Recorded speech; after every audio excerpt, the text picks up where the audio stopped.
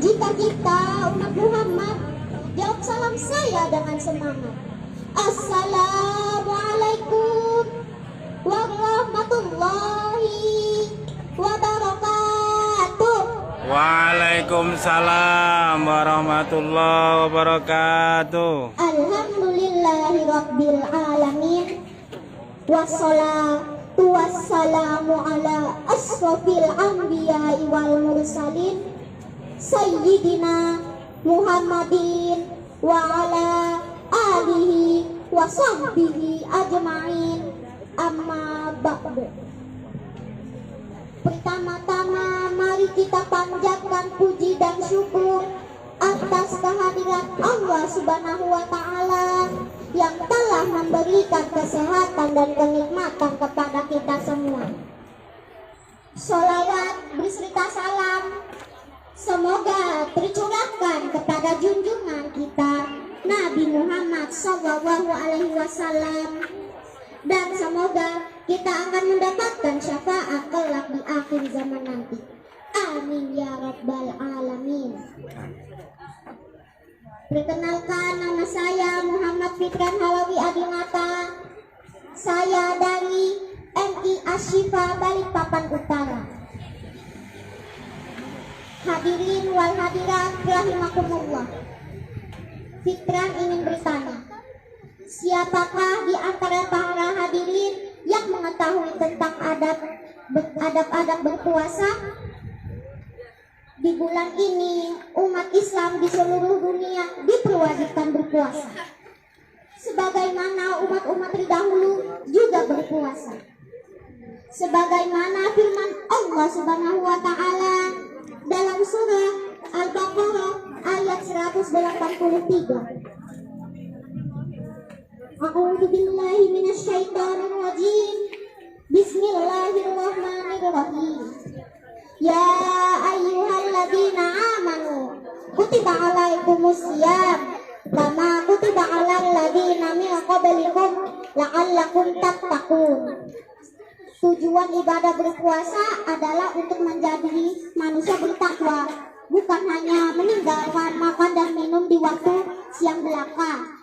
Namun dalam berpuasa untuk kesempurnaannya perlu menjalankan adab yang tertentu yang mempengaruhi kualitas pahala yang akan kita dapat. Menurut Imam Al-Ghazali dalam risalahnya Al-Adab Fiddin menjelaskan ada 6 adab yang harus kita jaga ketika berpuasa. 2 di antaranya yang akan Fitran jelaskan. Yang pertama, tidak menggibah atau tidak membicarakan tentang keburukan orang lain. Yang kedua, tidak menyakiti perasaan orang lain.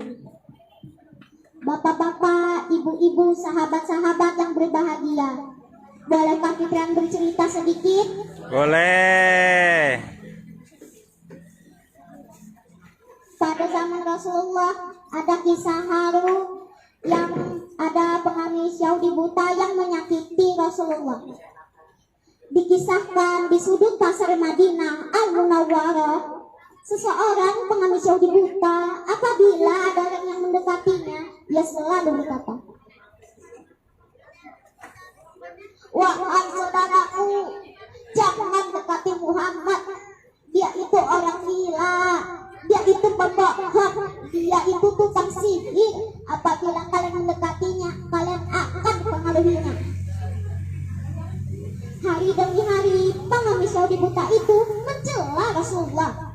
Kejadian itu terus berlangsung di pojok pasar Madinah.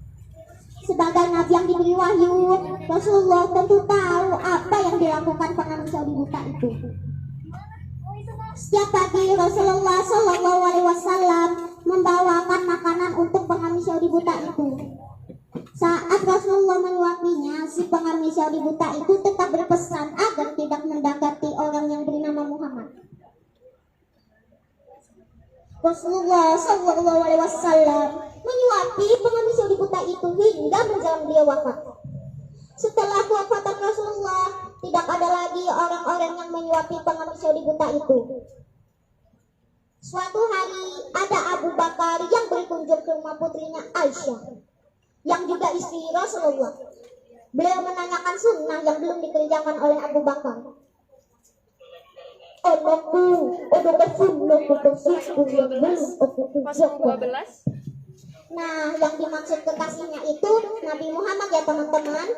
Aisyah pun menjawab ayahnya, wahai ayah, engkau adalah seorang ahli sunnah. Hampir tidak ada satu sunnah pun yang belum ayah lakukan, kecuali satu sunnah saja. Apa itu? Tanya Abu Bakar. Setiap pagi Rasulullah Shallallahu Alaihi Wasallam membawakan makanan untuk pengemis yang buta itu. Lalu keesokan harinya Abu Bakar membawa makanan dan pergi ke pojok pasar untuk menemui pengemis yang buta itu. Saat Abu Bakar menyuapinya, si pengemis marah sambil berteriak, siapakah kamu? Abu Bakar pun menjawab, aku adalah orang yang biasa datang padamu. Bukan, engkau bukan orang yang biasa datang padaku.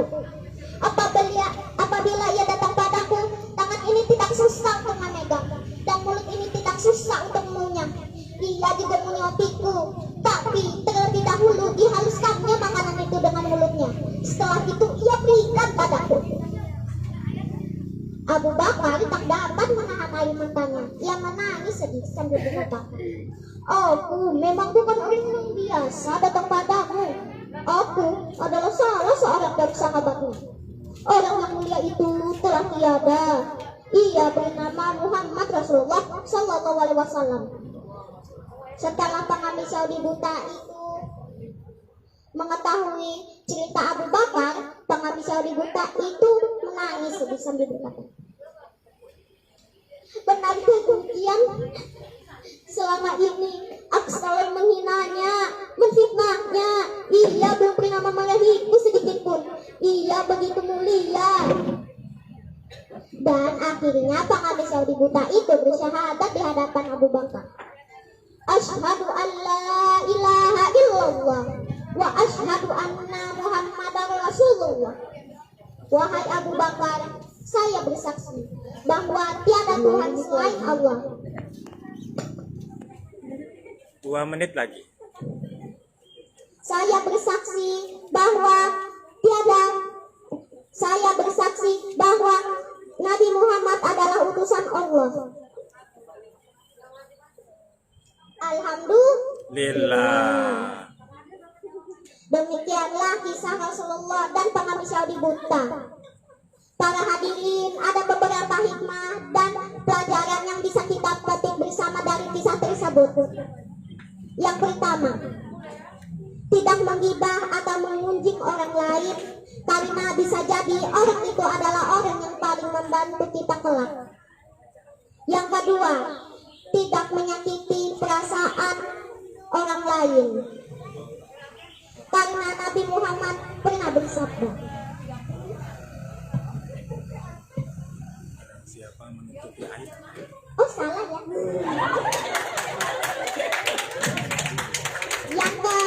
Yang kedua atau yang terakhir adalah Rasulullah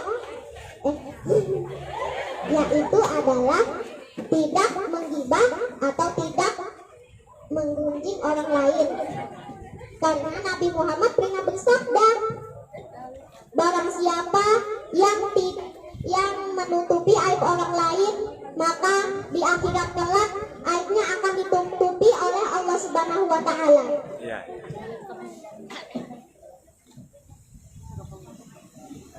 Pergi ke Makkah untuk mencium Hajar Aswad.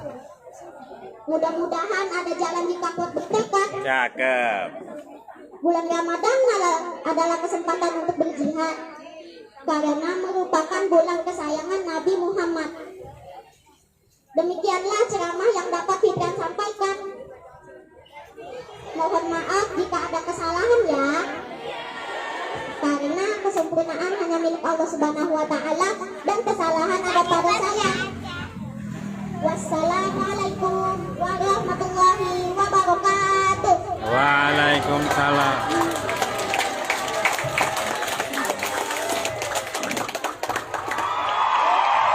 ke pasar membeli tomat, yang beli harus hormat.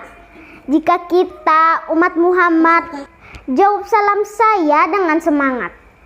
Assalamualaikum warahmatullahi wabarakatuh.